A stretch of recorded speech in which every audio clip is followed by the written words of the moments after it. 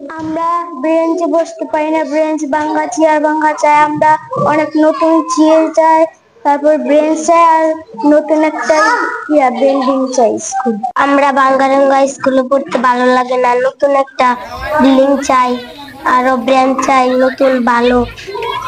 বৃষ্টি পড়লে ছাদ থেকে ভাঙ্গা পড়ে, তারপর আমরা বয়ে থাকি। তারপরে রাস্তাঘাট, একটু বৃষ্টি আইলে রাস্তাঘাট ডুবে যায়। জাঙ্গালে স্কুল, নতুন বিল্ডিং, নতুন টেবিল চেয়ার এটা আনছে, তাহলে আমরা একটা নতুন বিল্ডিং চাই। দীর্ঘ ১.৫ যুগেরও বেশি সময় যাবৎ আমাদের ৬ নং দক্ষিণ জাগিরপাড়া সরকারি প্রাথমিক বিদ্যালয় জরাজীর্ণ অবস্থায়, ঝুঁকিপূর্ণ অবস্থায় আমাদের ক্লাস নিচ্ছে শিক্ষকরা।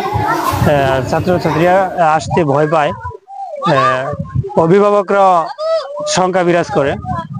এলাকাবাসী চাই আমাদের এই স্কুলে যাতে নতুন একটা ভবন নির্মাণ করা হয়।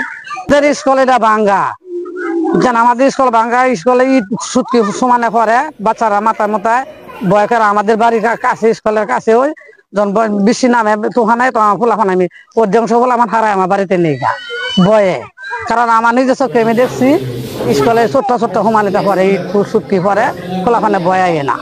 আমরা স্কুলটা ভাঙ্গাচোরা আমরা পড়তেছে, আমরা গার্জেনটা ভয় পাই ছাত্ররা পড়ানোর জন্য।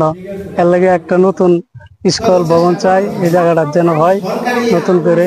ভাঙ্গা টেবিল চিরা সবই ভাঙ্গা চোরা, নতুন নতুন স্কুলে যাওয়ার সুন্দর, এটা কিন্তু পরিবর্তন হয় না। বিল্ডিং এর অবস্থা তো আপনারা দেখতেই পাচ্ছেন কিরকম নাজুক অবস্থা।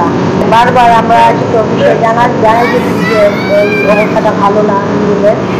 আর ব্রেঞ্চের সমস্যা, ফ্লোর ভাঙাচোরা।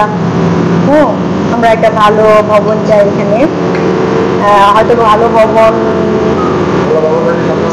ছাত্র সংখ্যা আরো বাড়বে এবং ছাত্র উপস্থিতি আরো বেশি হবে। সবসময় আতঙ্কে থাকি যে এখানে কখন বৈশা পড়ে, ওই আতঙ্কে সবসময় কাজ করে। কিন্তু আমাদের ভবনটা জরাজীর্ণ, যে কোনো সময় যে পলেস্তরা খসে পড়তেছে। এই জন্য অনেক অভিভাবকই এইখানে ভর্তি করতে চাচ্ছে না আর কি।